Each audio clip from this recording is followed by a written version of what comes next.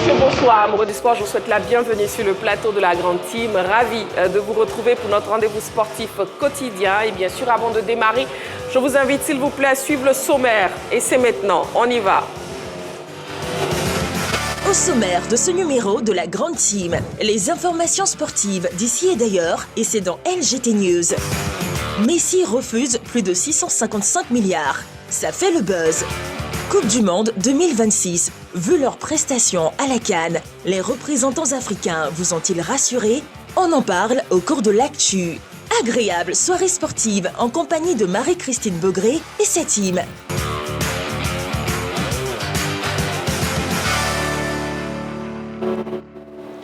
Voilà, vous connaissez donc la question LGT, je vous la redonne. Coupe du Monde 2026, vu leurs prestations à la CAN, les représentants africains vous ont-ils rassuré? Les représentants africains vous ont-ils rassuré? Bien sûr, pour nous joindre et participer à l'émission, vous aurez la possibilité soit de nous écrire sur la page Facebook de la 3, soit vous pouvez nous appeler sur le téléphone de la 3. Je vous donne le numéro, c'est le 27 21 59 93 99. 27 21 59 93 99, précédé de l'indicatif plus 225 si vous nous appelez hors des frontières de la Côte d'Ivoire. Nous sommes en direct, bien sûr, sur la 3 jusqu'à 22h, 90 minutes d'émission en votre compagnie. Et je ne serai pas seule pour cette émission, je serai accompagnée de Aimé Tchétché. Aimé Tchétché, bonsoir. Bonsoir Marie-Christine. Comment vous allez? Mais je vais très bien. D'accord, ravi de vous retrouver. Mais c'est avec plaisir aussi que je vous Et joyeux anniversaire. Merci beaucoup, merci. Voilà. C'est l'anniversaire de Aimé Tchétché. Kader, oui, bonsoir Kader, ravi de vous retrouver. Bonsoir Marie-Christine, je suis un homme comblé, heureux de vous retrouver après la CAN et je vous sens en pleine forme Marie-Christine.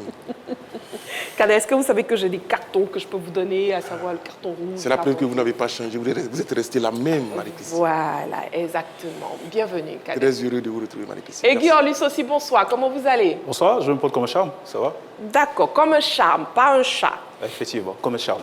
Parfait, voilà. Bon, Guillaume, lui, qui est de retour du Maroc, c'est ça? Effectivement. Par rapport à la CAN. Effectivement, nous étions pour la Coupe d'Afrique des Nations. La couverture des différents comptes des éléphants de Côte d'Ivoire aussi fait des reportages pour nos téléspectateurs et aussi pour reprendre le devoir de l'antenne. Voilà, très bien. Voilà, et il est de retour pour la reprise de la Grande Team, la CAN, que vous avez pu suivre, bien sûr, sur les antennes de la 3. La première rubrique de cette émission, que vous aimez bien, que vous appréciez, que vous connaissez, c'est LGT News. Et c'est maintenant, on y va. LGT News.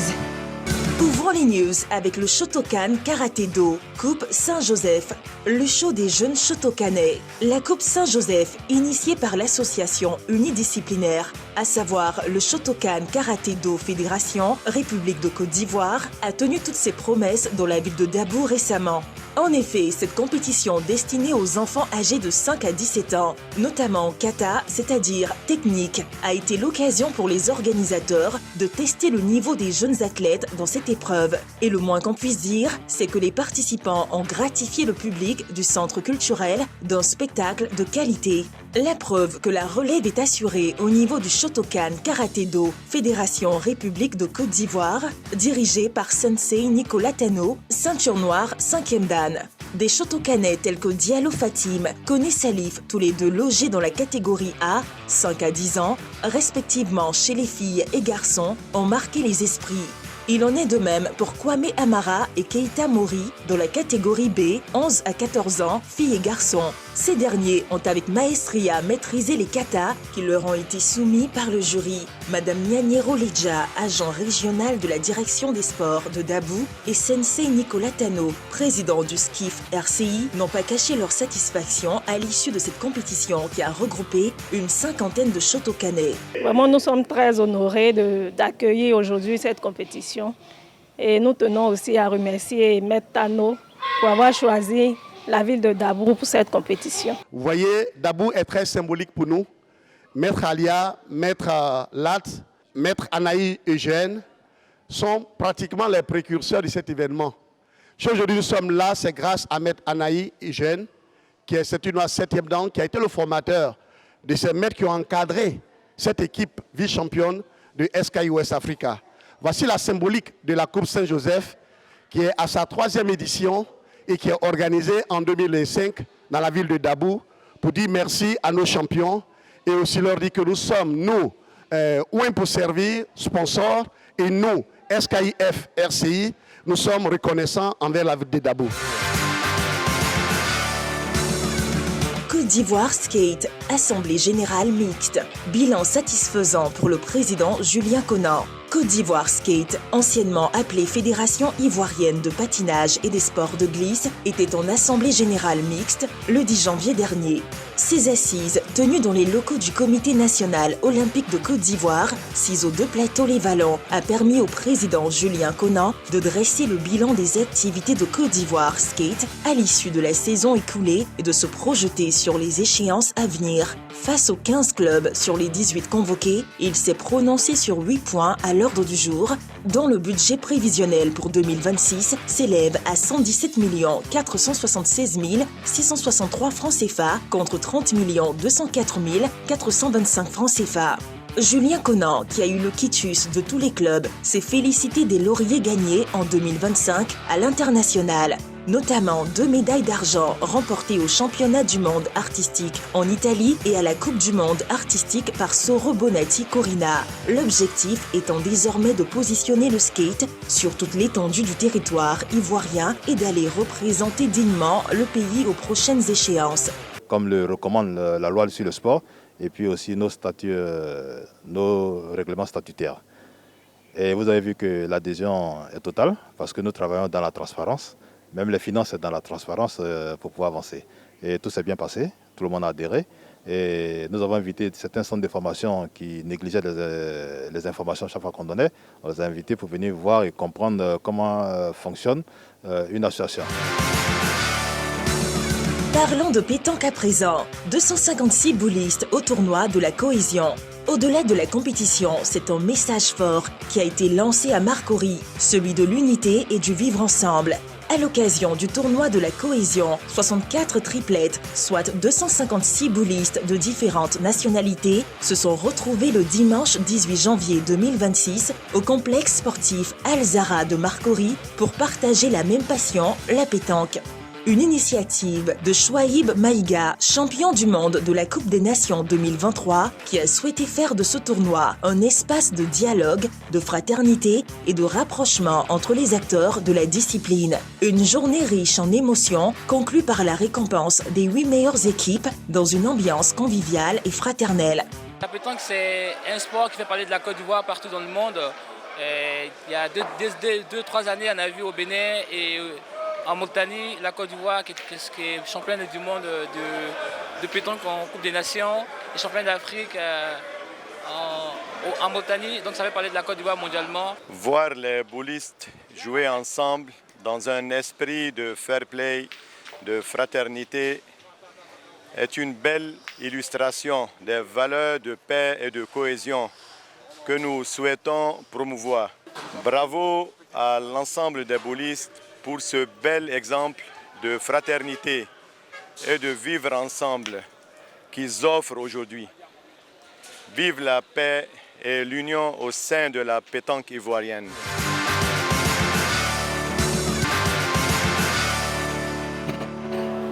Coupe du Monde 2026, vu la prestation à la CAN, les représentants africains vous ont-ils rassuré? C'est donc la question LGT pour ce soir et ce sera quand on sera au niveau de l'actu. Bien sûr, vous pourrez nous appeler sur le téléphone de la 3, à savoir le 27 21 59 93 99. Pour l'heure, on passe au débrief des news et on parle pétanque avec Emi Chichi.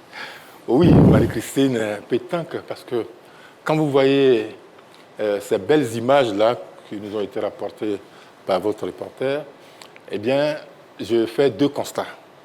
Premièrement, c'est la mobilisation exceptionnelle qu'il y a eu lors de ce tournoi. Oui. On parle de plus de 250 boulistes. Ça montre que la Côte d'Ivoire demeure une des plaques tournantes de la pétanque mondiale. Deuxième constat, c'est la volonté des pétanquistes de se retrouver. D'accord? On sait tous que de se retrouver dans la paix et jouer ensemble. On sait tous qu'il y a une crise institutionnelle. Et malgré les efforts du ministère, des personnes de bonne volonté, ça semble tendu. Et cette rencontre est vraiment bienvenue et qui permet à tous ces pétanquistes de se retrouver Il paraît que le futur président est attendu d'ici le 14 février. Ça reste à confirmer. Mais cela va nous renforcer dans le fait que le sport, c'est toujours le fair play qu'il faut prôner. Et bravo à ces pétanquistes qui sont déplacés nombreux pour cette grande fête. Exactement. Merci beaucoup, Aimé Tchétché. Avant d'écouter Kader et aussi Guy Orlus pour les débriefs des news, on va marquer une petite pause. Amoureux du sport, vous ne bougez surtout pas. En quelques petites secondes seulement, on se retrouve pour la suite de notre émission. À tout de suite. Allez, nous sommes de retour sur le plateau de la Grande Team, toujours en direct sur la 3. Oui, Guy Orlus, on vous écoute avec vous. On parle des Shotokanais. Oui, j'ai pas grand chose à dire, c'est juste encourager ces sports dits mineurs qui évoluent avec les moyens qu'ils ont, qui n'ont pas les moyens bien sûr du taekwondo, du football, mais ces fédérations-là qui essaient tant bien que mal de faire la promotion de leur discipline.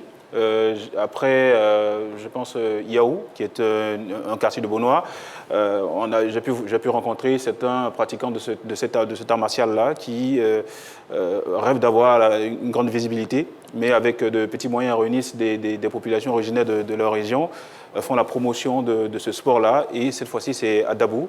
À Dabou, on le sait, Dabou, c'est une ville qui fait la promotion du sport.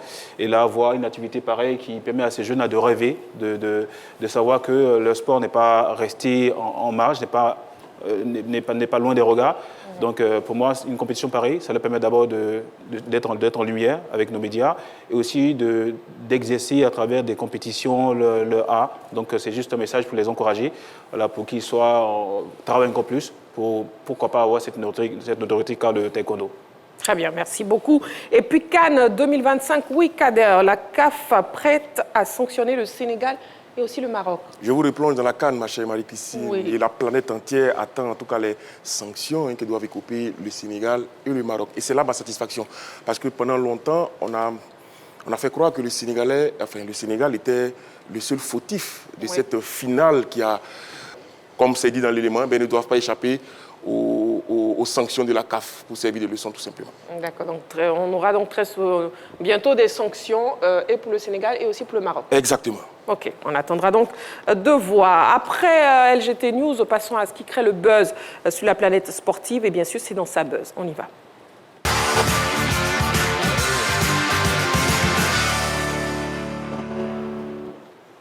Alors, qu'est-ce qui crée le buzz? Eh bien, c'est Messi qui refuse plus de 655 milliards de francs CFA. Kader, vous avez bien entendu. Voilà, Messi refuse plus de 655 milliards de francs CFA. Bon, voilà, une révélation étonnante donc a été faite sur Lionel Messi. Et on regarde cet élément, après on en parle sur le plateau de la Grande Team. C'est une révélation de taille qu'a faite le président d'Al Ittihad dans un entretien à Marca concernant une offre mirobolante à Lionel Messi que l'Argentin a poliment refusée. En effet, le club de Jeddah a proposé à l'ancien Barcelonais la somme vertigineuse de plus de 655 milliards de francs CFA rien que pour le convaincre à rejoindre ses rangs à la fin de son contrat avec le PSG. Oui, je l'avais contacté et je lui ai même proposé plus de 655 milliards de francs CFA, a révélé Anmar Al-Haïli. Malgré cette offre, Lionel Messi l'a décliné. Un choix dicté par des raisons familiales évoquées par la Pulga, selon le dirigeant saoudien. Il a refusé ma proposition pour le bien de sa famille. Malgré mes efforts pour le convaincre, il n'a pas hésité à refuser, car pour lui, la famille est plus importante que l'argent, a-t-il souligné. Le président d'Al Ittihad n'a pour autant pas mis une croix sur sa volonté de recruter Messi, âgé de 38 ans et actuellement en MLS avec l'Inter Miami. Réussira-t-il au finish à rapatrier le capitaine de la sélection argentine en Arabie Saoudite pour une dernière pige? Attendons de voir. Voilà, Aimé Tchétché, est-ce que vous trouvez cela surprenant, Messi, qui refuse cette offre de 655 milliards de francs CFA? Pour le commun des mortels, c'est surprenant, mais moi, je ne suis pas surpris parce que je me suis toujours dit que quand on cherche l'argent, c'est pour sa famille. Et là, Messi ne s'est pas pris la tête. Il a mis sa famille en avant. Il a décidé de ne pas courir derrière l'argent. L'argent, il en a. Il en a suffisamment pour vivre et pour faire vivre les siens. Eh bien, je pense que c'est une grosse responsabilité en choisissant de s'occuper du bien-être de sa famille. Je pense qu'il a fait le bon choix, à mon avis. C'est bien d'aller en Arabie Saoudite. Ses amis y sont, Ronaldo et les autres y sont. Oui. Ils mènent la belle vie là-bas, ils ont beaucoup d'argent, mais lui, il pense que sa famille est plus importante que l'argent. Donc oui, je suis parfaitement d'accord avec lui et je ne suis pas surpris du comportement de la star parce que c'est un garçon qui a toujours été humble, qui a toujours servi, œuvré pour les autres, pour le bien-être des autres. Et oui, donc je ne suis pas surpris. Bravo à lui. D'accord. Et Giorlus? Oui, pour moi, ce n'est pas surprenant parce que Lionel Messi, dans sa carrière, ce n'est pas le joueur qui a été beaucoup attaché, qui a une carrière accrochée au bien matériel. Ça a été rare de voir un Lionel Messi discuter de gros salaires ou bien vivre dans l'opulence comme on le connaît à certains footballeurs. On a le cas de joueurs tels que Ronaldinho, Neymar, qui sont friands de biens de luxe. Ça n'a jamais été le cas de Lionel Messi. Donc je comprends tout de suite la raison pour laquelle il n'a pas été attiré par ce choix. Donc quelque part, c'est justifié. Et il faut dire que la proposition d'évoluer dans un club qui lui proposera des standards à l'image, à l'environnement, on va dire, occidental, l'environnement européen, c'est facile, c'est évident qu'il le trouve au niveau des États-Unis. Alors que quand il arrive, si d'aventure il arrive dans le milieu oriental, c'est un nouvel environnement.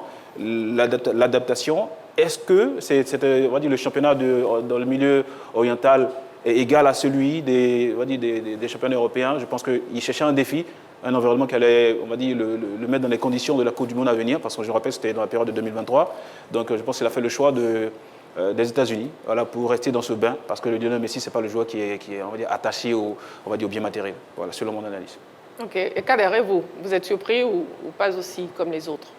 Ah, mais écoutez, moi, je reste convaincu que si la même proposition était arrivée sur la table des Galegos, c'est sa famille même qui aurait dit, monsieur, pour nos bagages, on y part. Après, c'est une question de culture aussi. C'est clair. De culture, il va... Et d'éducation. Exactement. À l'Arabie Saoudite, c'est une autre culture, c'est une autre façon de vivre, forcément, qui ne s'adapte pas peut-être à ses convictions, à sa famille, tout simplement. Il a dit, ce n'est pas une raison purement sportive, parce qu'aujourd'hui, quand vous prenez l'Arabie Saoudite, vous avez tous les grands noms qui y sont. Donc, forcément, le niveau de ce championnat-là, il est de qualité supérieure. Donc là, il n'y a pas de débat. Après, comme il a dit, c'est sa famille qui veut mettre à l'abri du bénéfice. Quand on vous dit que Messi vient d'une autre planète, eh bien après, vous est donné 655 milliards de francs CFA. C'est fou. Oui, il faut être d'une autre planète pour refuser ça, franchement. Après, pour des raisons financières également, il ne faut pas oublier qu'il a refusé de baisser son salaire au Barça. Si tant il est vrai qu'il a beaucoup d'argent, il aurait accepté. Mais là, c'est 655 milliards de francs CFA qu'il rejette du revers de la main parce que, tout simplement, sa famille est plus importante.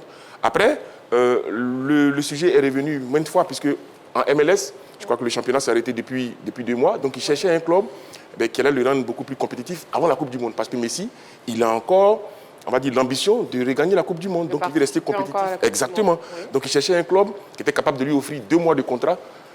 Seulement, ça ne s'est pas fait. Et donc là, avec ce refus-là, Messi témoigne que l'argent n'est pas la seule chose dans le monde. Il y a la famille qui compte. Et il démontre qu'il est un cran au-dessus. Voilà, un cran dessus. Oui, oui, bon, ce que j'ai pu constater aussi, c'est dans l'environnement américain, on a un grand nom qui a marqué le football, on va dire, mondial. David Beckham, qui est à la tête de cette formation de l'Inter Miami. Je pense que ça a milité aussi en sa faveur du club, voilà, qui, pourquoi pas, a joué de son expérience, de son parcours, de son palmarès pour attirer le joueur.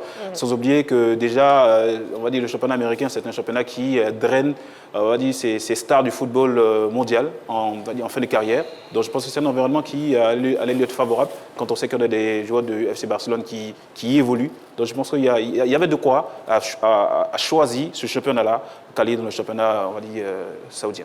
Et est-ce que vous avez souvenance, MJJ, d'autres footballeurs qui auraient refusé des sommes aussi importantes? Non, à ma connaissance, non. Non. Non, je ne sais pas. Non, après, donc moi je pense que c'est quelque chose de fondamental. Hein. La famille est très, très importante, beaucoup plus que l'argent, pour certains joueurs. Oui. Pour certains joueurs. Et ça, c'est très important à souligner, parce que dans la vie, il n'y a pas que l'argent. Il n'y a pas que l'argent.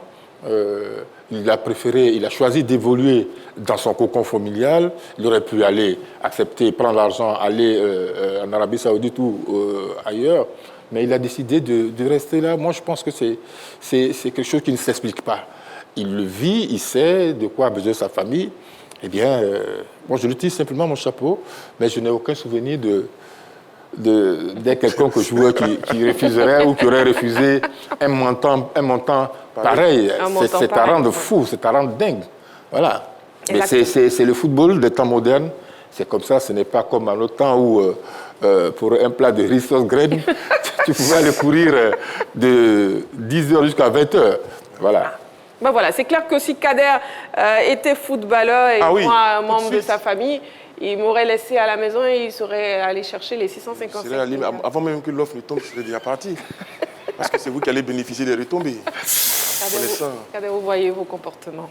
Bon, bref. En tout cas, vous avez évoqué justement le fait que Messi désire participer à la Coupe du Monde. Guy Orlus, est-ce que vous pensez que ce sera encore possible qu'il puisse remporter un dernier Graal avant sa retraite? Je pense qu'on a la même ossature. On a des joueurs qui ont brillé lors de la dernière Coupe du Monde, voilà, qui vont se retrouver, mais avec plus de maturité. Voilà, je pense bien sûr à ce joueur-là qui m'a impressionné lors de la récente Coupe du Monde, Julian Alvarez, voilà, qui était un joueur qui a impacté. Son passage à Manchester City a été écourté, mais je pense qu'il a gagné en maturité. Donc il a évolué avec de jeunes joueurs, notamment celui qui évolue à Chelsea, milieu de terrain. C'est dit que ce sont des joueurs qui ont gagné en maturité. Donc, ce ne sera pas étonnant de voir la formation de l'Argentine faire une bonne prestation en Coupe du Monde, mais dire qu'ils vont la remporter, on attendra de voir. Ce sera un peu se précipiter pour moi. Mais Messi qui a 38 ans. Oui, Messi qui a 38 ans. Je pense qu'il va évoluer avec l'équipe d'Argentine. Il pourrait entrer en cours de match régulièrement. Après, quand tu es sur le banc de touche, que ton équipe remporte le trophée, tu l'as remporté. Tu l'as également remporté. Donc, Messi est entouré de jeunes joueurs. L'Argentine fait partie du top 5 du football mondial. Il est régulièrement dans le dernier carré. Donc, oui, s'il veut participer à cette compétition, il y a de fortes chances qu'il arrive au moins en demi-finale. Ce sera déjà très, très bien pour lui. Kader? Il est bien entouré. Il est bien entouré de joueurs, surtout au milieu du terrain, qui cavalent beaucoup et qui jouent pour Messi. On le sent bien. Aujourd'hui, Messi, il est exempté des tâches défensives. On lui a confié les clés du jeu. C'est lui le patron, c'est lui le leader technique. C'est lui qui est capable de faire les différences sur une situation, sur deux, capable de sortir l'Argentine des situations les plus difficiles. Autour de lui, il y a une équipe qui est taillée pour lui. Et donc, ça place l'Argentine, en tout cas, parmi les grands favoris de l'épreuve. C'est le champion en titre. Ils se sont battus en 2022 pour aller chercher ce trophée-là face au plus grand, il ne faut pas l'oublier. Et Messi a été déterminant. On le dira sur penalty, mais il a été important pour son équipe. Et donc, c'est la raison pour laquelle il cherchait rapidement un club pour se mettre dans les conditions, parce qu'il a l'ambition également de gagner. Donc, pour moi, il faudra compter avec l'Argentine qui n'a pas renoncé à conserver son trophée. Et Messi, comme vous l'avez dit, il veut bien finir avec l'Argentine, certainement, à remporter, pourquoi pas, une deuxième Coupe du Monde. Donc, il faudra compter sur l'Argentine, il faudra compter aussi sur Messi. Et justement, terminons ce chapitre avec une vidéo des meilleures actions de Messi. On regarde.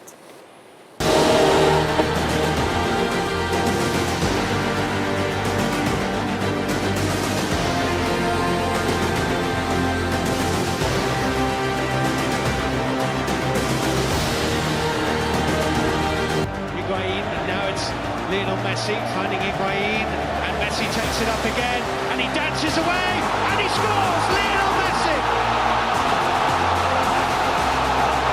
That's what they came for!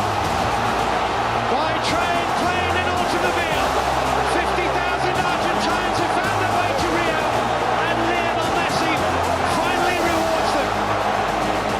Who else? Messi! Argentina won! A moment of history. Messi.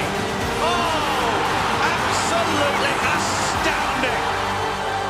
Perfection. Brad Guzan beaten for a second time. And with that goal, Lionel Messi becomes Argentina's all-time leading scorer. 55 goals now for his country. Voilà, c'était donc ce qui créait le buzz ce soir. Lionel Messi qui refuse donc 655 milliards de francs CFA. Voilà, pour rester auprès de sa famille. Nous allons passer à l'actu. C'est maintenant, on y va.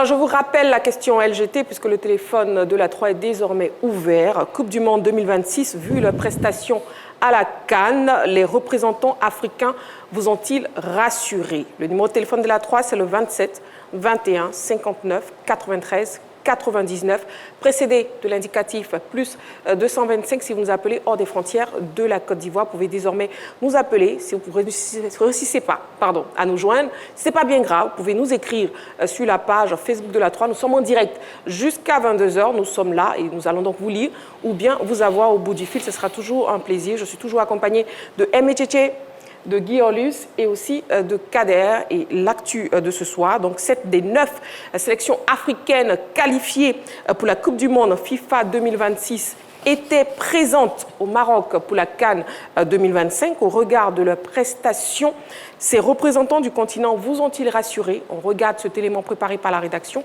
et après on revient sur le plateau pour en parler. On regarde. Voilà, replongeons-nous donc dans la CAN 2025 au Maroc. J'espère que vous êtes prêts, messieurs. Emecheche, vous êtes prêts? Oui. Kader, vous êtes prêts? Prêt. Guy Orlus? Oui, très bon. Voilà, ils sont tous prêts sur ce plateau et j'espère vous aussi chez vous à la maison avec cette question LGT Coupe du Monde 2026. Vu leur prestation à la CAN, les représentants africains vous ont-ils rassuré? Le téléphone est ouvert, ne l'oubliez pas. Vous pouvez donc nous appeler. Alors déjà, pour mieux mener notre discussion, je vous propose de voir les performances des représentants africains au mondial lors de la CAN 2025. Alors, il faut dire qu'on a le Sénégal qui a disputé cette rencontre, 6 victoires, 1 nul, sans défaite, 13 buts marqués, 2 buts encaissés, 5 clean sheets, vainqueur de la CAN 2025. Le Maroc a également disputé cette rencontre finaliste avec 4 victoires, 2 nuls, 1 défaite, 10 buts inscrits, 2 buts encaissés, 4 clean sheets, on va dire derrière le Sénégal, justifié. L'Égypte compte, on va dire, 7 matchs, 4 victoires, 1 défaite, 9 buts marqués, 6 buts encaissés, 3 clean sheets, on va dire progressivement. On a l'Algérie qui a joué 5 rencontres, 4 victoires, 1 défaite, 8 buts marqués, 3 buts encaissés, 3 clean sheets, 5e place de la Coupe d'Afrique des Nations. La Côte d'Ivoire, 5 rencontres, 3 victoires, 1 nul, 1 défaite, 10 buts marqués, 6 buts encaissés, 2 clean sheets, 6e de la compétition. L'Afrique du Sud a joué 4 rencontres, 3 victoires, 2 défaites, 6 buts marqués, 6 buts encaissés.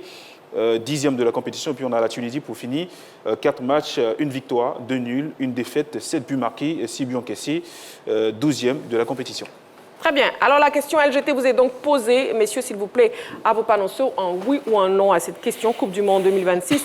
Vu leur prestation à la CAN, les représentants africains vous ont-ils rassuré? Emecheche, c'est un oui. Ouais. Kader, c'est un oui. Et Guy Orlus, c'est un oui. C'est donc un oui pour vous tous. D'accord, je vais donc vous laisser argumenter. On va commencer avec Guy Orlus. Bon, ça, pour dire, ça m'aurait étonné si ces nations ne dépassaient pas les 8e de finale. Mais là, ce qu'on a pu constater, c'est que déjà, ils étaient dans des poules, on va dire, très relevées, et chacun essayait de sortir son épingle du jeu. Et puis, ces nations qui ont eu l'habitude de représenter l'Afrique sur l'échiquier mondial ont fait mieux en rejoignant les quarts de finale, et même en titillant les demi-finales. Donc, pour moi, c'est au regard de cette évolution dans la compétition, ça m'a permis de comprendre qu'on a des équipes qui pourront aller loin, et aussi leur capacité aussi à revenir dans les parties. Je fais bien sûr allusion au Maroc, qui a progressivement évolué sans forcément avoir ces grands noms. Hakimi, qui était absent en début de compétition, a pu les rejoindre plus tard, mais on a vu que c'est une équipe qui a su se gérer sans ces grands. L'Égypte, pour moi, c'est l'équipe qui m'a le plus marqué parce que défensivement, elle sait gérer ses rencontres. Elle s'est gérée ses rencontres. Donc, tout le long de la compétition, elle est restée dans cette même veine-là. Et puis, il faut noter que c'est l'une des équipes qui a marqué beaucoup de buts. On la voyait peu, on va dire, en attaque, mais concrétisait beaucoup ses actions. Donc, c'est preuve de maturité. Je vais me pencher, bien sûr, sur la Côte d'Ivoire. Pour certains, vont dire que la Côte d'Ivoire n'a pas fait bonne presse. Mais moi, j'étais impressionné par ces nouveaux joueurs. On a vu une nouvelle composition des éléphants de Côte d'Ivoire avec de jeunes joueurs donc, qui ont fait preuve de maturité.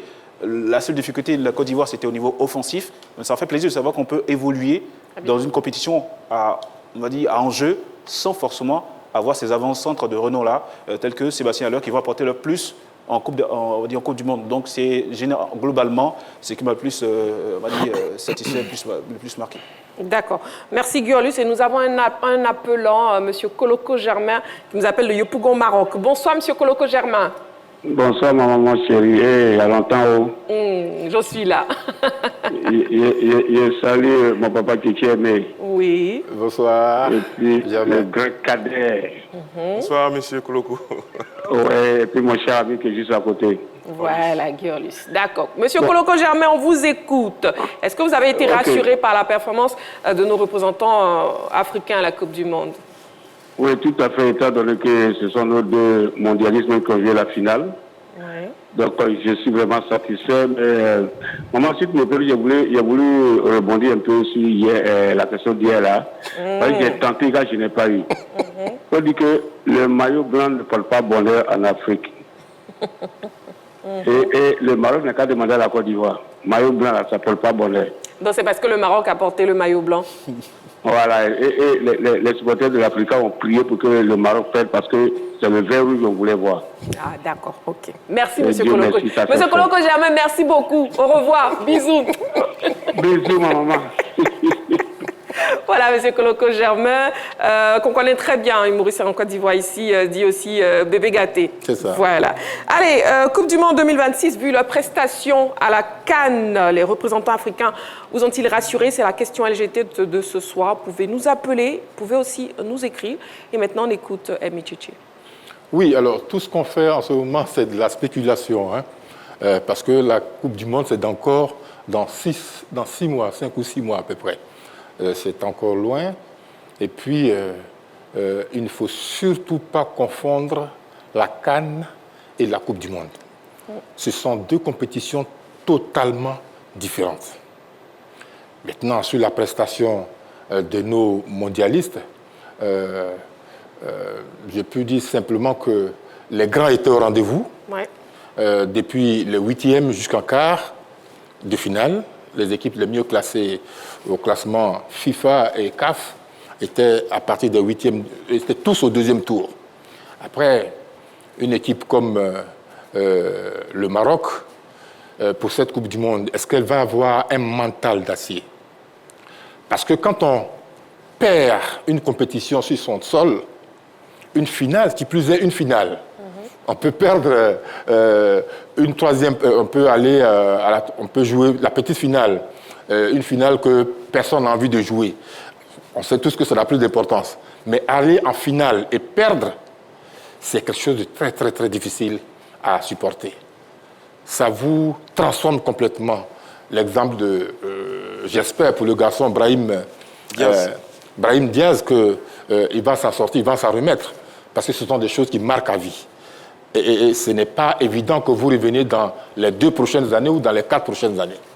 Donc, voilà pour le Maroc. J'espère qu'ils vont se refaire un mental pour pouvoir aller encore plus loin ou à tout le moins aller dans le dernier carré de la Coupe du Monde 2026 comme ils l'ont fait en 2022, le Maroc.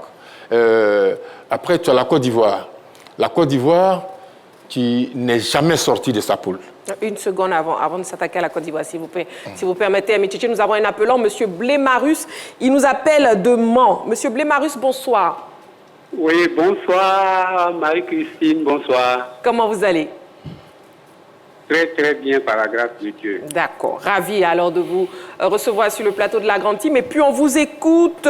Oui, Coupe du Monde 2026. Bonsoir, vu leur prestation bonsoir. À la CAN, les représentants africains vous ont-ils rassuré? Très, très bien. Allô? Allô? Oui, allô? Monsieur Blémarus, s'il vous plaît, est-ce que vous pouvez couper votre télévision, couper le son, ou bien vous éloigner pour ne pas qu'on ait de décalage, s'il vous plaît? Oui. C'est bon, c'est fait? Oui, c'est fait. D'accord. On vous écoute alors. La question LGT. Je vous appelle de Bonnet, hein, Bonnet. Bonnet, c'est où? Bonnet, c'est dans le département, c'est l'une des sous-préfectures de Biancouma. De Biancouma, c'est Biancouma, c'est pas Mans. D'accord, c'est bien noté. Voilà. On vous écoute, allez-y. Voilà, la prestation des équipes africaines qualifiées à la Coupe du Monde là. Oui. Allô? Oui, on vraiment, vous écoute. hormis la prestation de l'Afrique du Sud et de la Tunisie, les 5 autres là m'ont vraiment satisfait. D'accord. Parce que ça a servi de match test pour eux afin d'aller à la Coupe du Monde. Ok. Donc vraiment, je suis beaucoup satisfait. Très bien. Et on est ravis. Oui. Merci beaucoup pour votre participation, Monsieur Blémarus. Oui, c'est M. Poncy Blémarus de Bonnet. Voilà, très bien. Merci beaucoup. Ok, bonne soirée. Je salue la grande team. Merci beaucoup. Bonsoir. Merci de nous suivre Merci chaque beaucoup. soir en direct sur la 3. Voilà. Alors, on poursuit avec Métchéché et on attaque la Côte d'Ivoire. Oui, alors, on attaque la Côte d'Ivoire. Non, on n'attaque pas la Côte d'Ivoire, pas dans ce sens. J'avais compris. Allez-y. Oui, la Côte d'Ivoire, qui, ma foi, a participé déjà 3 fois à cette Coupe du Monde. Est-ce que sur celle-ci, elle va enfin franchir le premier tour? C'est ça toute la grande interrogation. Est-ce que cette nouvelle génération va faire mieux que la génération dorée de 2006, 2010 et 2014? En 2014, on avait une très bonne occasion, une belle occasion pour franchir enfin le premier tour. Dans notre poule, il y avait le Japon, la Grèce et puis... la Colombie. Pardon, la Colombie. On aurait pu, là, franchir cette étape. Malheureusement, ça a coincé. Est-ce que cette fois-ci, ça va être la bonne? On s'interroge tous. Dans tous les cas, la Côte d'Ivoire sera présente et bien présente. Ensuite, le Sénégal. Le Sénégal, pour moi, c'est une équipe qui a du coffre. C'est une équipe qui a du coffre, avec un leader comme Sadio Mané, qui sera certainement à sa dernière compétition officielle. Eh bien, ils vont vouloir tout donner pour enfin vaincre le signe indien depuis 2000, où ils étaient passés au premier tour 2002. En 2002 au Japon. Est-ce qu'ils vont enfin faire mieux que leurs prédécesseurs? C'est ça la grande interrogation. L'Égypte, j'en ai parlé, non? L'Égypte m'a paru difficile, une équipe pratiquement émoussée, qui n'a plus de ressources à part, mais ça c'est mon opinion, à part Mohamed Salah qui a encore des étincelles, il n'y a pas grand-chose. Il n'y a pas grand-chose. Qui encore? L'Afrique du Sud est arrivée en 8e de finale, peut-être même en quart, si j'ai bonne mémoire, mais c'est une équipe qui pouvait faire mieux, à mon avis. Quand on les a vus en Côte d'Ivoire ici, c'est qu'ils ont montré à la CAN. Et puis, déçus. La Tunisie, qui, ma foi, représentait très souvent un danger pour toutes les équipes, s'est endormie. C'est endormi et là, c'est difficile de la réveiller. Ils ont chassé leur entraîneur pour prendre notre frère Sabri Lamouchi. J'espère qu'il va montrer autre chose que ce qu'on a vu pendant cette compétition. D'accord, très bien. Merci beaucoup, Métchéché. Nous avons un appelant, Monsieur Diomandé Mamadou, qui nous appelle de Sipilou. Bonsoir, Monsieur Diomandé Mamadou. Marie. Oui, Monsieur Diomandé Mamadou. Christine. Bégré. Oui. Ma belle. Bienvenue sur le plateau de la grande team, Monsieur Diomandé Mamadou. Christine, bonne arrivée. Merci beaucoup. Je salue la grande team. Oui. Bonsoir, Monsieur Diomandé. Bonsoir, monsieur. Voilà, et on vous écoute. Coupe du Monde 2026, vu leurs prestations à la CAN, nos représentants africains vous ont-ils rassuré, Monsieur Diomandé Mamadou? Christine. Oui, Monsieur Diomandé Mamadou. Je dis oui. Parce que moi, je peux appeler la CAN la préparatif pour le mondial. Oui. Pour tout qualifier au mondial. Parce que ça nous a permis de laver quelques plaies, de faire quelques dispositions sportives par rapport à la CAN. Oui. Et je sais que nous, du représentant là, si le Congo vient, et Inch'Allah, on va faire meilleur au mondial. Parce que moi, je parle le cas de la Côte d'Ivoire. Cette fois-ci-là, notre grand de notre pays prendra ses propres responsabilités. Oui. Parce qu'il ne va pas écouter les réseaux sociaux pour faire le recrutement. Il va prendre les hommes en fond du mouvement. Et ces hommes en fond du mouvement veulent l'énergie Parce que j'ai écouté Sadio Mané. Sadio Mané, c'est un enfant, hein. Il est bon, hein. Quand il coupe là, on sait qu'il a l'amour de son pays, il a l'amour de son drapeau. Et puis, vraiment, il est prêt pour son pays. Quand tu es prêt pour ton pays là, Dieu est prêt pour toi. Donc, quand Paris va prendre les gens en fond du moment pour aller au mondial là, je sais que. Oui, monsieur Temade. On va faire mieux que la Coupe d'Afrique. Eh, Christine, vraiment, bon bien, bonne nuit. Bisous, monsieur Temade Mamadou. Et merci beaucoup pour votre participation à l'émission. Kader, c'est à vous, on vous écoute. Mais écoutez, sur la Coupe d'Afrique, je veux dire, les deux favoris attendus ont confirmé. C'est-à-dire le Maroc et le Sénégal étaient présentés comme les grandissimes favoris. Ils sont arrivés jusqu'au bout avec victoire du Sénégal à la clé.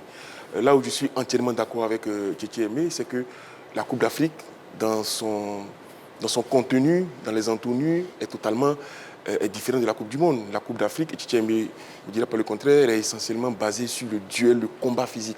La Coupe du Monde, c'est plus des stratégies collectives qu'il va falloir contourner. Ce qui rend, on va dire, chaque compétition particulière. Pour moi, les mondialistes africains ont confirmé et pour moi, me rassure. Quand je prends déjà le Sénégal, qui a montré, on va dire, sa capacité à élever son niveau de jeu. Quand elle était en difficulté, chaque fois contre le Soudan ou contre la RDC, elle a mis de l'impact, elle a mis de l'intensité, elle a élevé tout simplement son niveau de jeu. Grâce à son entraîneur, bien évidemment, Piap Thiaw, qui a succédé à Aliou Cissé, qui a su pérenniser, on va dire, les acquis sénégalais pour les transformer en succès sur cette CAN-là. Il y a aussi des jeunes joueurs qui sont rentrés, dont Mbaye, le jeune du PSG, qui a apporté du dynamisme sur ses entrées. Et la sortie de Kalidou Koulibaly, la rentrée d'un autre joueur qui s'appelle Mendy, au milieu du terrain, vous avez Papsa, Diakhaté. Donc vous avez cette relève-là au niveau du Sénégal qui évolue dans un championnat UP en Europe, donc ils n'ont rien à envier aux autres joueurs des autres continents.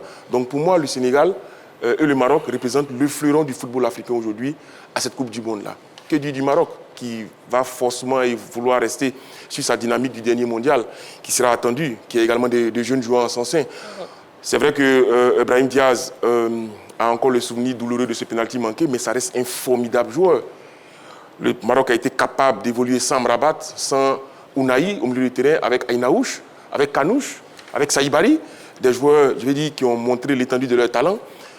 Pour le Maroc, pour moi, comme le Sénégal, c'est blindé. Les éléphants de Côte d'Ivoire, on lui s'en parlait. Il y a une jeune génération qui vient, qui a fait des compétitions, qui a fait des challenges. Yann Diomandé, Inao, Chris, Oulaï. Sont des joueurs qu'on va se régaler à avoir joué durant ce mondial-là, mais surtout avec une volonté des éléphants de Côte d'Ivoire de faire oublier ce douloureux souvenir, comme Aimé le rappelait des mondiaux précédents, mais surtout de cette canne, de ce ventre. Ouais. Je veux dire, dans son entournure, parce qu'il y avait de la place pour faire un résultat. Donc forcément, il y a cette volonté des joueurs de faire une très bonne Coupe du Monde, qui va passer, n'est-ce pas, à un autre niveau. Derrière, vous avez des équipes comme la RDC qui n'est pas encore qualifiée 7, mais qui a montré également de très belles choses, qui a montré qu'elle a énormément progressé avec son entraîneur Sébastien Desabre, avec des joueurs qui n'évoluent pas forcément dans de grands championnats, mais dans le collectif, dans ce qu'elle présente dans son expression collective. Ouais. C'est une équipe de la RDC à qui on souhaite le meilleur tout simplement pour les barrages. Et puis vous avez des équipes comme l'Algérie qui vont arriver à cette Coupe du Monde-là décomplexées, parce que ce football-là, il réussit plus en Coupe du Monde. Pardon. Monsieur Bakayoko, il nous appelle de Yopougon Nyangon. Bonsoir, Monsieur Bakayoko. Bonsoir, Marie-Christine Begré. Bienvenue sur le plateau de la Grande Team, Monsieur Bakayoko. Ah, vraiment, bonne arrivée. Merci beaucoup. J'espère que vous êtes beaucoup entraîné parce que la Coupe du Monde arrive. Vous devez vraiment faire le commentaire. Il n'y a pas de souci. Alors, bienvenue sur le plateau, Monsieur Bakayoko, et puis on vous écoute. Oui. Oui, je salue toute la Grande Team. Oui. Bonsoir, Monsieur Bakayoko. Vraiment, Marie-Christine, moi je crois que d'abord tous les représentants africains qualifiés pour la Coupe du Monde, franchement dit, c'était un test pour eux. La Coupe d'Afrique était un test pour eux. Ouais. Et que moi j'ai confiance en eux. Moi je crois que la FIFA, ils ont fait l'erreur. Vous m'entendez? Oui, on vous entend très bien, allez-y. Ok. Moi je crois que la FIFA, c'est une grande erreur qu'ils ont fait pour nous envoyer au moins 9 équipes, voire même peut-être 10 équipes en Coupe du Monde. Et je crois que cette fois-ci, ce sera la Côte d'Ivoire, il y aura un Africain en finale de la Coupe du Monde. Et je sais que ce sera la Côte d'Ivoire. Parce que j'ai confiance à mon entraîneur, qui sait lire les matchs, qui sait comment faire les remplacements. Je crois que cette fois-ci, là, contre l'Égypte, là, il a fait un remplacement en dernière position. C'est ce qu'il lui a fallu quelque chose. Sinon, s'il avait fait vite les remplacements, là, tellement qu'il s'est lu les matchs, là, on aurait pu passer même le quart de finale. Oui. Mais c'est une leçon pour nous. Et moi, j'ai confiance à l'Afrique. L'Afrique, une équipe africaine, surtout la Côte d'Ivoire, sera en finale de la Coupe du Monde, Inch'Allah. Inch'Allah. Merci beaucoup, M. Bakayoko. Merci, la grande. Bonne nuit à vous tous. Je vous embrasse. Merci beaucoup. Merci beaucoup. On vous embrasse aussi. Gros bisous, M. Bakayoko. Et merci de nous suivre chaque soir du lundi au vendredi, de 20h30 à 22h. La grande team est de retour après la CAN. C'est donc chaque soir, du lundi au vendredi, de 20h30 à 22h, en direct, bien sûr, sur la 3. Je suis là. Les consultants maison sont là. Métchéché, Kader, Guillaume, hier, déjà, on était avec coach Kouadio Georges, José Diati, et voilà, et aussi Jean-Philippe. Alors, déjà, on poursuit. Déjà, voyons à présent la composition des poules des représentants africains à la Coupe du Monde 2026. La composition des poules, oui. Comme on le voit, dans le groupe A, on retrouve le Mexique, l'Afrique du Sud, la Corée du Sud. On attend le qualifié du groupe D. Dans le groupe F, on a les Pays-Bas, le Japon. On attend également là le qualifié du groupe B, voilà, des phases de barrage. Et puis on a ensuite la Tunisie qui est le représentant africain. L'autre représentant africain dans le groupe I, c'est le Sénégal en compagnie de la France. En attendant le qualifié des play-offs 2 et de la Norvège. Dans le groupe C, on a le Brésil, notre représentant africain, le Maroc, suivi de l'Haïti et de l'Écosse. Dans le groupe G, on retrouve l'Égypte qui sont en compagnie de la Belgique, de l'Iran, de la Nouvelle-Zélande. Dans le groupe J, on a l'Algérie qui sera face à l'Argentine, l'Autriche, la Jordanie. Dans le groupe E, la Côte d'Ivoire sera face à l'Allemagne, Curaçao et l'Équateur. Le groupe H, on a un représentant africain qui n'a pas participé à la Coupe d'Afrique des Nations, le Cap-Vert qui jouera une possible qualification face à l'Espagne, l'Arabie Saoudite, l'Uruguay. Et pour terminer, dans la poule L, on a le Ghana qui a également fait partie des nations qui ont disputé la Coupe d'Afrique des Nations, en compagnie de l'Angleterre, de la Croatie et du Panama. Voilà, et puis, Métchéché, je reviens à vous. Déjà, le Sénégal champion en titre, le Maroc aussi 8e au classement FIFA. Est-ce qu'ils ont la pression pour cette Coupe du Monde? Oui, le Maroc doit faire mieux ou faire à peu près, être dans le dernier carré. C'est ça le défi des Marocains. Et le Sénégal, c'est une équipe constante. Elle a des acquis, elle a des assurances.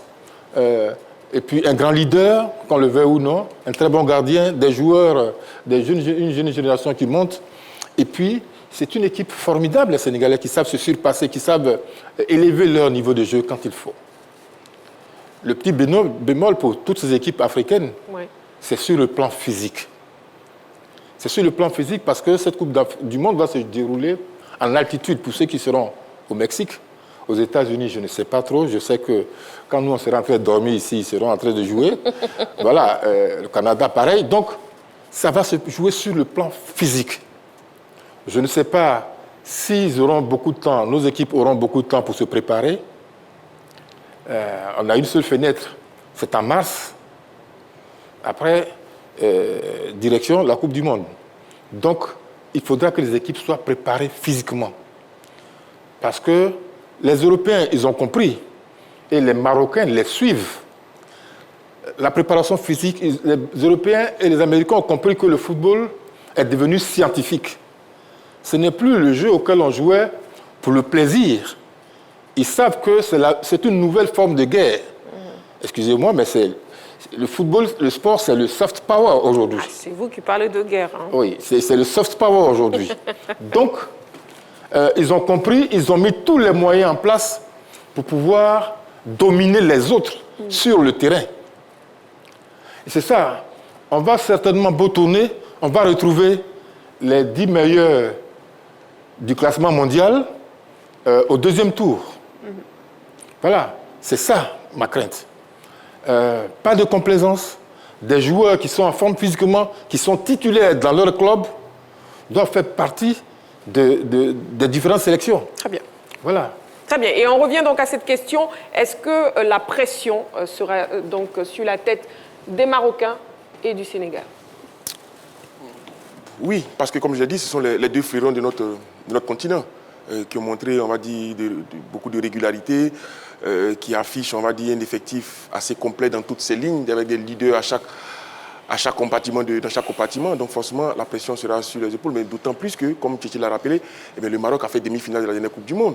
Et donc forcément, le Maroc n'arrive plus en inconnu. Forcément, les autres équipes vont se dire, attention, on a affaire là à une équipe qui a bien manœuvré en 2022, qui a battu le Portugal, qui a battu l'Espagne, qui a réussi à se hisser en demi-finale. Donc forcément, on va regarder de près les joueurs marocains, la philosophie de jeu, on va regarder l'entraîneur, on va regarder la feuille de route marocaine. C'est pareil pour le Sénégal qui a été sorti sur le dernier mondial par l'Angleterre. Mais après un match, on va dire, où il y avait quand même du 50-50 parce que le Sénégal a eu des situations, mais qui n'a pas réussi à convertir. Donc forcément, ces deux-là vont arriver avec beaucoup d'informations pour les autres nations. Pression, oui, forcément, parce que le Sénégal, on l'a dit, veut franchir un palier. Sur le plan africain, c'est bon. Elle a réussi à grappiller une seconde étoile, mais sur le plan mondial, refaire le coup de 2002 avec la génération des Diouf et Henri Camara, c'est dans les codes de Sadio Mané et ses coéquipiers. Donc forcément, le Sénégal est attendu. C'est pareil pour la Côte d'Ivoire qui voudra montrer un autre visage. Donc la pression, elle est là, elle est constante, mais c'est une belle pression. Ce n'est pas une pression qui vous tétanise, c'est une pression qui vous amène à vous sublimer. Et c'est justement ça qui devait nous permettre de voir, n'est-ce pas, des pays comme l'Afrique du Sud également, qui est beaucoup trop joueuse malheureusement et qui s'oublie défensivement. Mais bon, on a envie que ces équipes africaines-là bien se subliment. Et cette pression-là, mais cette douce pression qui permet, comme je l'ai dit, de se lâcher. Ok, nous avons un appelant, Monsieur Kofi Mathieu, il nous appelle du Mbato. Bonsoir, Monsieur Kofi Mathieu. Bonsoir, la toute-puissante Marie-Christine Bogré qui nous a manqué. Oh, vous m'avez manqué aussi, merci beaucoup. Monsieur Kofi Mathieu, bienvenue. Vraiment, en tout cas, je salue le retour. Hein. Je suis là, Monsieur Kofi Mathieu, ne vous inquiétez pas. Allez, on vous écoute par rapport à la question LGT de ce soir. Moi, je crois que la situation des représentants africains là est mitigée. Parce que d'autres se sont tirés d'affaire, d'autres par contre vraiment ont montré un niveau insuffisant. Bon, mais comme tout le monde le dit, j'espère qu'ils vont mettre le temps qui reste à profit pour pouvoir corriger les imperfections qu'il y a eu dans leur jeu. Quand tu prends le match de la Côte d'Ivoire contre l'Égypte, si même notre premier match au mondial, on joue ce type de match-là, c'est sûr qu'on ne va pas aller loin. Donc, il faut que les entraîneurs qui n'ont pas trop prouvé mettent ce temps qui reste là à profit pour vraiment corriger les quelques imperfections qu'il y a eu. Et puis bon, d'autres équipes comme le Maroc, c'est vrai, ils ont perdu à la finale. Mais quand ils ont commencé jusqu'à la finale, ils n'ont pas perdu de match. Ils ont montré le Maroc qu'on a vu au mondial. Donc, sur ces équipes-là, il n'y a pas trop grande chose à dire, à part se réarmer moralement et mentalement pour affronter le mondial. Sinon, dans l'ensemble, ça peut se passer bien au mondial. D'accord, très bien. C'est bien noté. Merci beaucoup, Monsieur Kofi Mathieu. Merci bien et puis bonne suite d'émission. Merci beaucoup, Monsieur Kofi Mathieu. Donnez mes salutations à Côte Quadri Georges. D'accord, il était là hier. Bisous, Monsieur Kofi Mathieu. Merci. Allez, voilà, Monsieur Kofi Mathieu qui nous appelait donc de Mbato.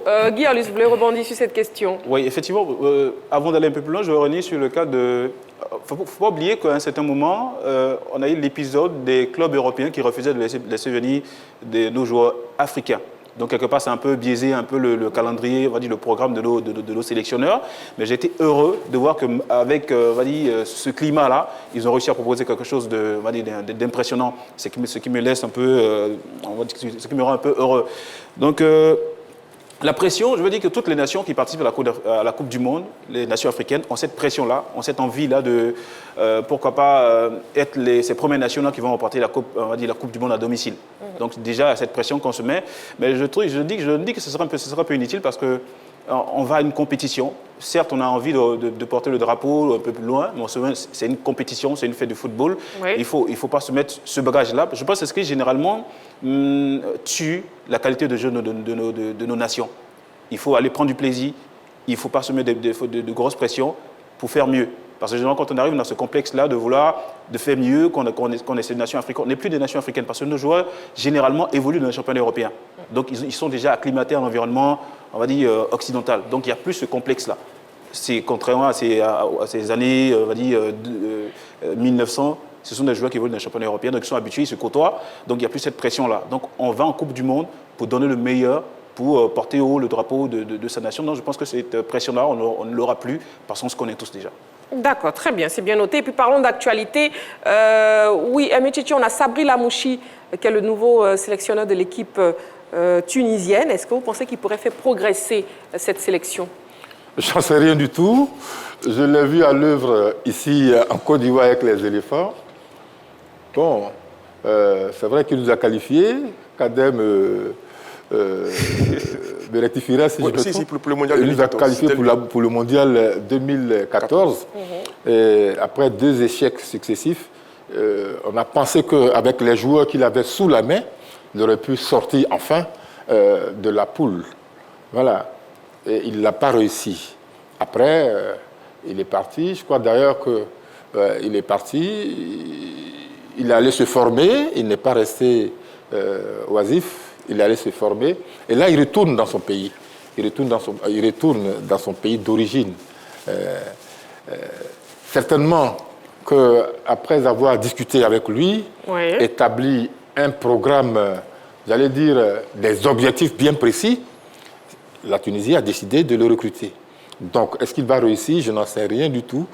Mais je suppose qu'il va amener cette équipe tunisienne un peu plus haut. Un peu plus haut et ne pas faire comme l'Égypte qui, après son quart qui est sorti de la phase de poule en 1934, nous fasse autre chose. Voilà. Qui ne se contente pas de cette sortie, jouer une 8e, je crois qu'ils étaient en 8e de finale, un truc comme ça, les Tunisiens. Il faut qu'ils nous montrent. Bon, on attend beaucoup d'eux parce que c'est une magnifique équipe. Merci beaucoup, Amichichi. Nous avons un appelant, Missewi. Oui, elle nous appelle de Cocody. Bonsoir, Missewi. Bonsoir, ma chérie Marie-Christine Degré. Vous entendez, Missewi? On entend très bien. Bonsoir, ma chérie Marie-Christine. Voilà, on vous entend mieux. Bonsoir, notre chérie Missewi. Meilleure vœux sainte année à tout le plateau, à la grande team. Amen. Merci.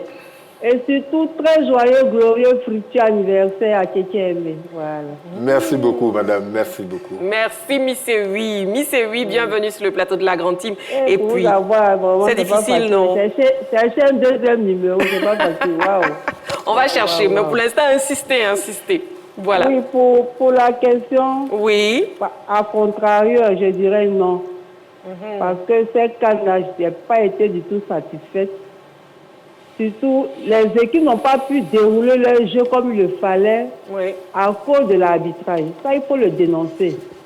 Ils étaient beaucoup freinés dans leur élan de travail. Ils ont travaillé dur et puis ça a été gâché par moment. Par contre, ceux qui ont vraiment essayé de sortir la tête du lot, mais je ne suis pas satisfaite et j'ai peur pour nos équipes africaines parce que, comme on l'a dit, c'est la Coupe du Monde. C'est différent de notre CAN africaine. Et puis encore quoi, on va les jouer comme des équipes qui sont vraiment rodées dans cette affaire-là.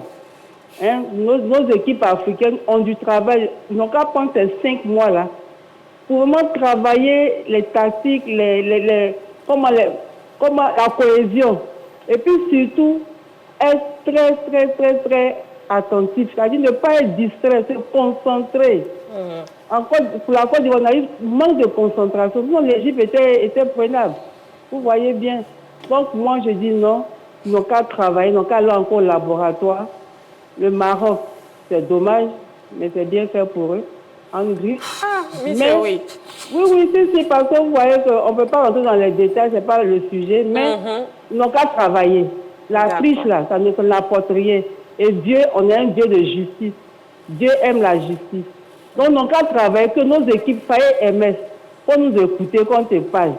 Il ne faut pas faire comme l'entraîneur de la SEC, là. Il remplace à 3 minutes.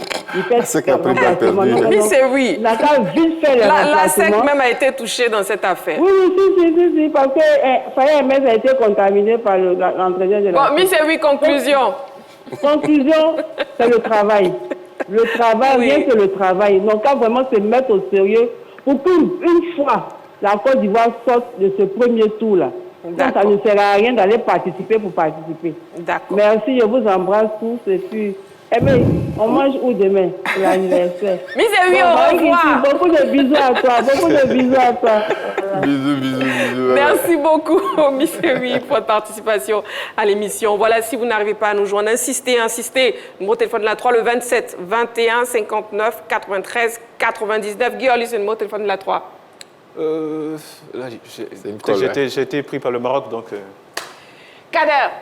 Alors, pour parler de Sabri Lamouchi... Le numéro de téléphone de la 3. C'est une colle, c'est une vraie colle. Ah, c'est pas Aimé Tchétché qui va donner. Alors, non, le 27 21 59 93 99, vous prenez tous un carton jaune. Vous êtes déjà dans...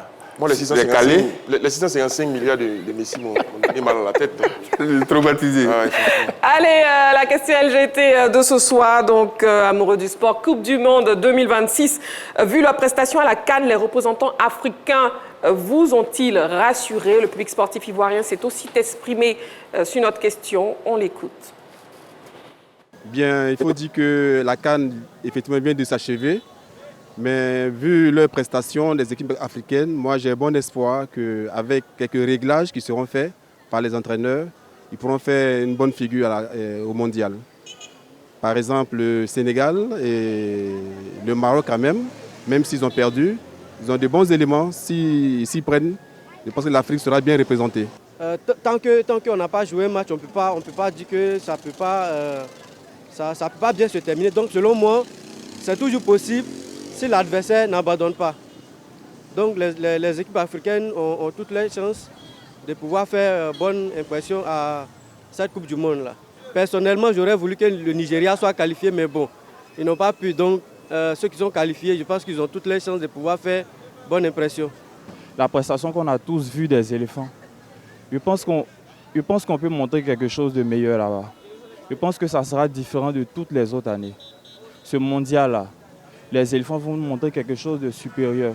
Ils vont surprendre tout le monde. Inao, Ahmad, si on voit bien quelques défenseurs, ou même notre gardien, s'il travaille bien, tout est possible. Et si aussi on a pu récupérer Adengra et notre attaquant, on pourra faire bonne figure, au moins passer le premier tour du mondial. Oui, effectivement, vu la prestation des équipes africaines lors de la CAN 2025 au Maroc, je pense bien que ces équipes auront une bonne réaction face aux équipes européennes. Non, comme on l'a dit, il y a un jour pour le propriétaire. Ils ont pour habitude de prendre, mais cette fois-ci, ça sera aux équipes africaines de remporter la Coupe. Voilà, la Coupe du Monde, c'est bientôt. Kader, les dates de la Coupe du Monde? Vous avez énormément de colle aujourd'hui. Hein. Juin, en tout cas. D'accord, ok. Mais Tchétché, c'est ça? C'est ça. D'accord, très bien. Alors, on ferme pour l'actu de ce soir. Et bien sûr, j'espère que vous serez plus expérimentés pour le plus calé, parce que des questions, j'en ai énormément pour vous. On termine donc avec ce jeu, le plus calé. C'est maintenant.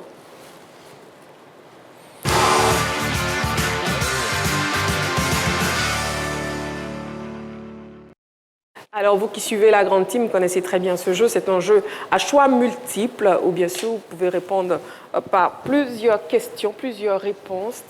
Et on verra donc ce soir qui est donc le plus calé et qui sera aussi le moins calé. Nous avons donc Aimé Tchétché, Guiorlus et Kader. Messieurs, à vos ardoises, on y va. Le plus calé de ce soir, spécial Coupe du Monde FIFA. Chez vous aussi, vous pouvez participer à l'émission, donc restez très concentrés. Je commence avec les questions, avec la première question, c'est maintenant. Quel pays a remporté la Coupe du Monde FIFA en 1938? A. Allemagne. B. Italie. C. Argentine.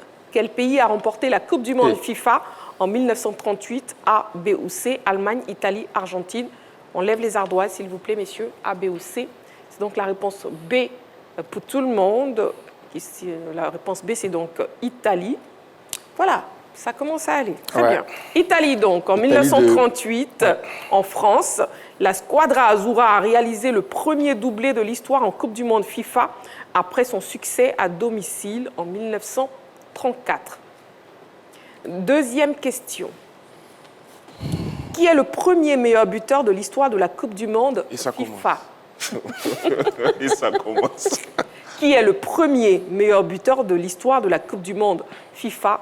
A. Lucien Laurent. B. Silvio Piola. C. Guillermo Stabile. A, B ou C, qui est le premier meilleur buteur de l'histoire de la Coupe du Monde FIFA? A, B ou C, Kader? Je n'ai pas dit de lever les ardoises. On lève les ardoises maintenant. Bon, franchement, la réponse A pour Kader, la réponse B pour Giorlis et la réponse C pour Emetcheche. C'est sûr qu'on aura la bonne réponse. C'est clair que l'un de vous aura la bonne réponse. La bonne réponse, donc, c'est la réponse C. Voilà, il s'est Emetcheche.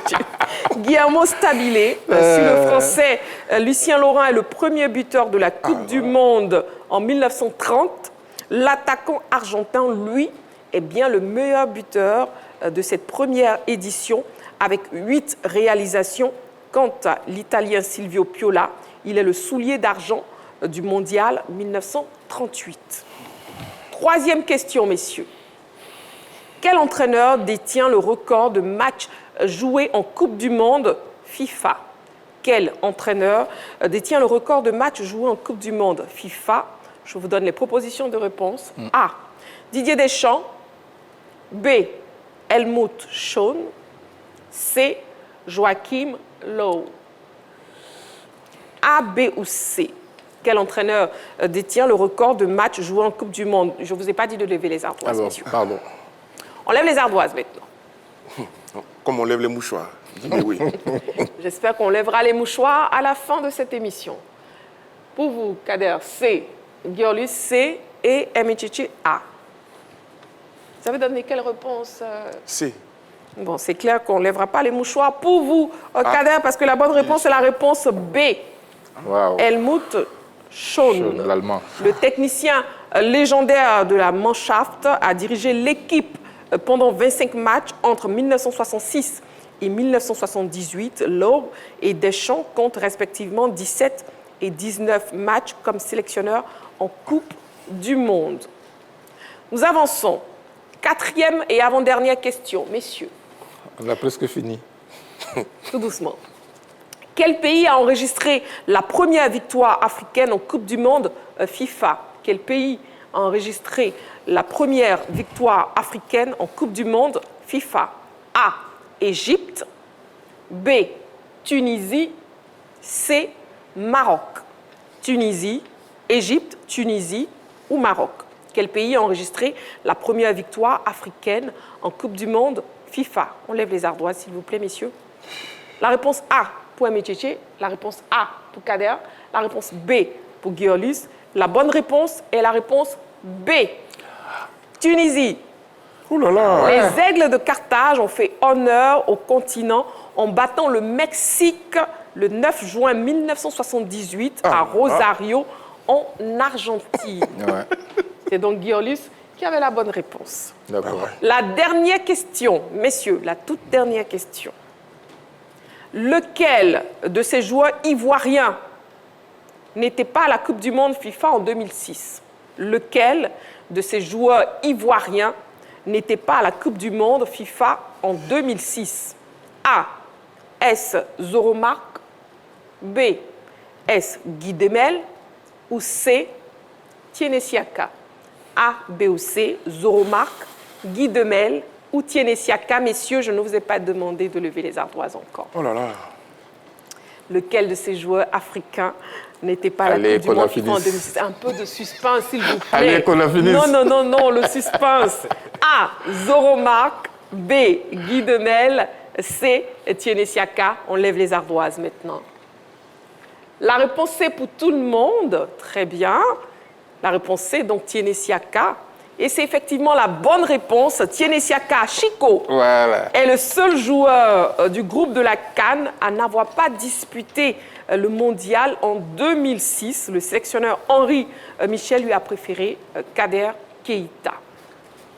Alors, qui est donc le plus calé ce soir. C'est sûr que c'est pas moi. Roulement de tambour. C'est sûr que c'est pas Kader. Ah oui, absolument. Avec 2 petits points. Encore moins Guy Orlus.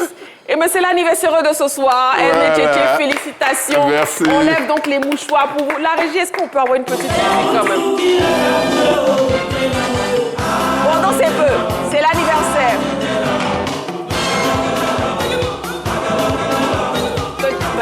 On lève les mouchoirs pour aimer.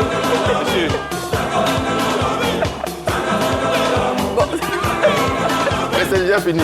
Non. Levez les mouchoirs. Allez-y. Voilà. Félicitations donc Tchétché, félicitations et encore joyeux anniversaire. Merci beaucoup la plus belle. Merci MC. Voilà, donc merci beaucoup Guy Orlus. Ça fait toujours plaisir. Merci Kader. Merci Marie. Merci Tchétché. Mais je vous en prie. Merci surtout à vous, amoureux du sport. Merci de toujours nous suivre chaque soir, du lundi au vendredi, de 20h30 à 22h, en direct sur la 3, l'émission La Grande Team, votre quotidienne sportive. Voilà, le rendez-vous est donc pris. Et bien sûr, on sera là, on sera présent demain. Allez, prenez soin de vous et n'oubliez pas, faites toujours du sport.